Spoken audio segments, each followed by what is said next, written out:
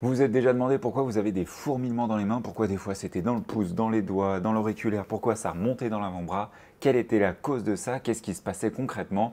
Je vais vous expliquer tout ça dans cette vidéo, préparez-vous, on est parti. Moi c'est Hugo Desmora, je suis éthiopathe passionné du corps humain et je t'aide à reprendre le contrôle de ton corps et de ta santé en douceur et rapidement. Pour comprendre un petit peu ce qui se passe, je vais avoir l'aide de mon squelette juste ici à ma droite. Vous pouvez le voir là et on voit les nerfs en jaune et le squelette du coup en blanc.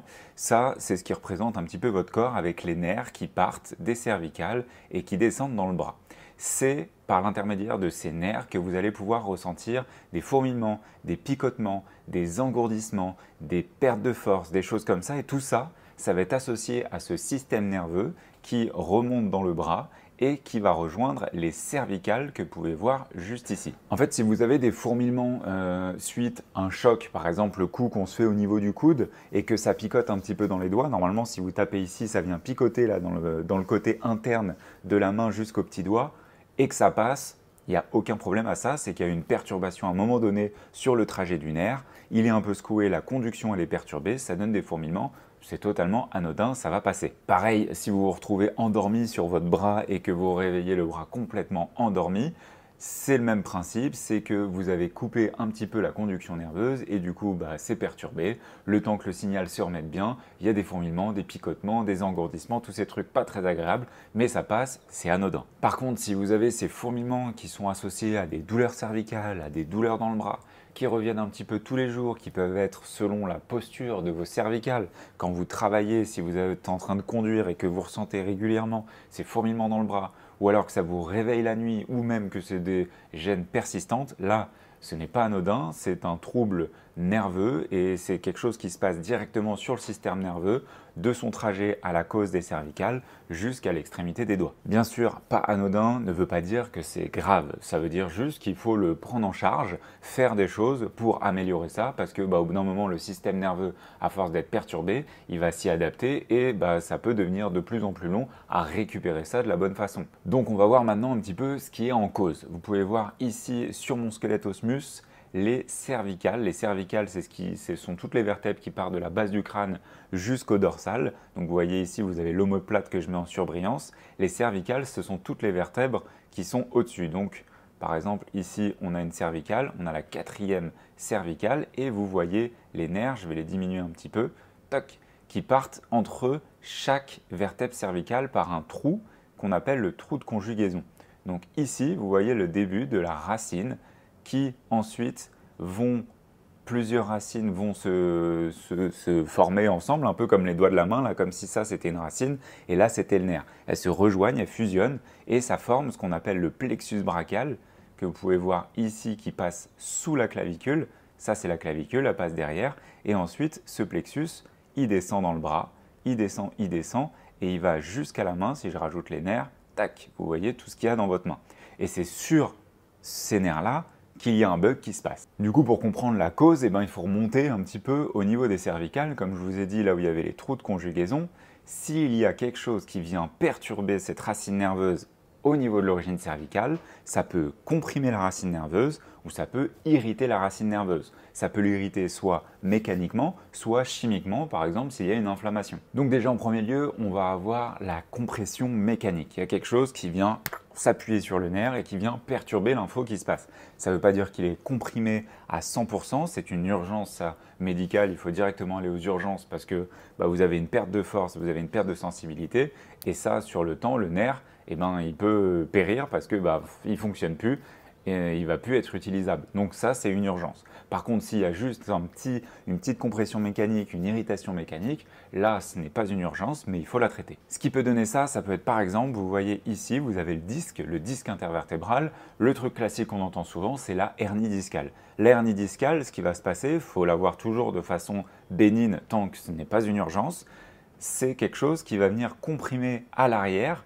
Donc là, vous voyez ce qui est en vert en surbrillance, ça va venir comprimer ce qu'il y a derrière ici en violet. Ça va venir la comprimer et cette compression va perturber sa conduite. Pareil au niveau de ce trou, donc toujours au niveau de là, ce qui est en violet, autour, au niveau du trou de conjugaison, peut y avoir de l'arthrose qui se forme, des ostéophytes qui se forment et qui vient réduire le canal. Par exemple, de l'arthrose peut se former au niveau des articulations postérieures que vous voyez juste ici, entre cette vertèbre, la troisième vertèbre cervicale, et la quatrième.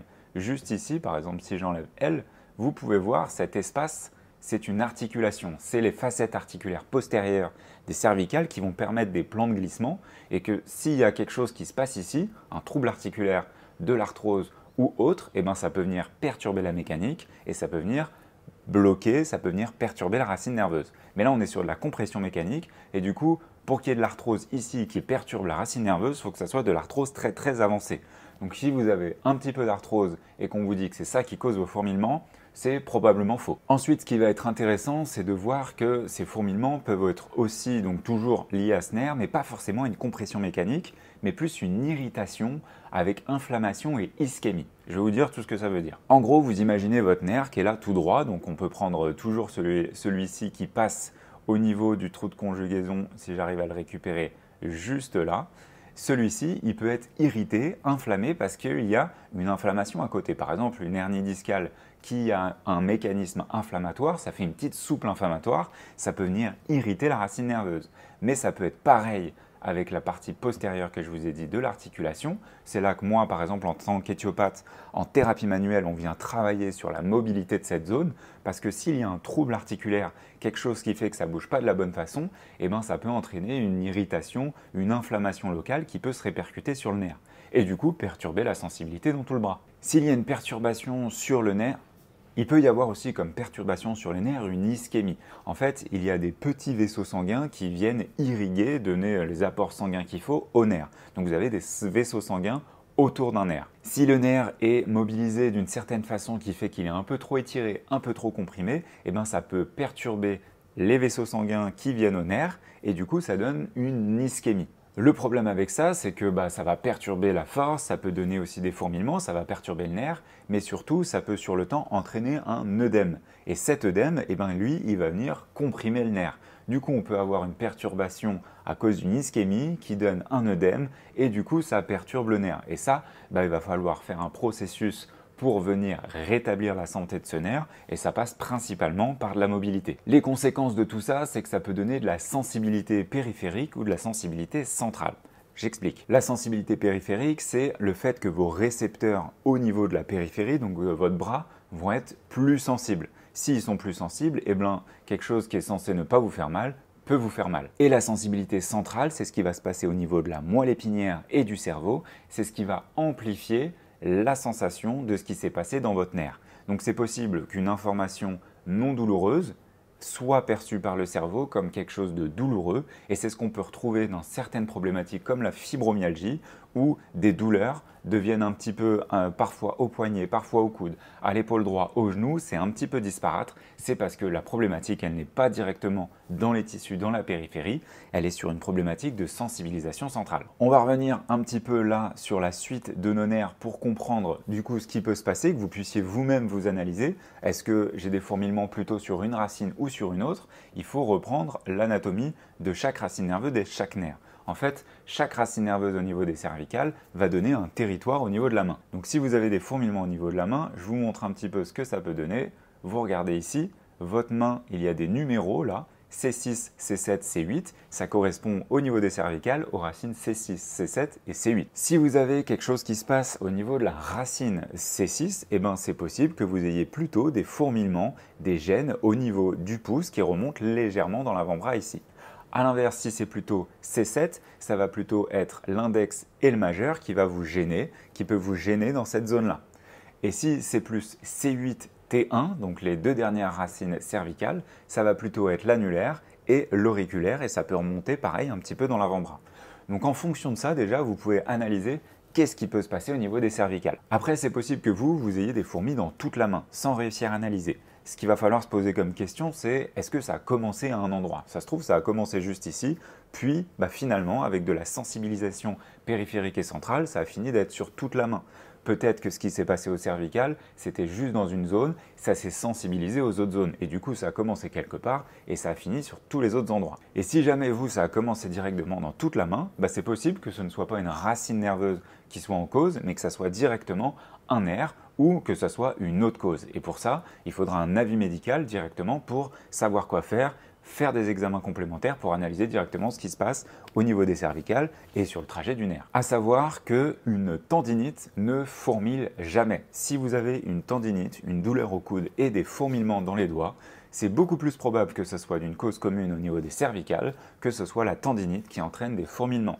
Je dis ça parce que c'est quelque chose que je vois très souvent en cabinet, des patients qui viennent me voir en me disant j'ai une tendinite qui m'entraîne des fourmillements.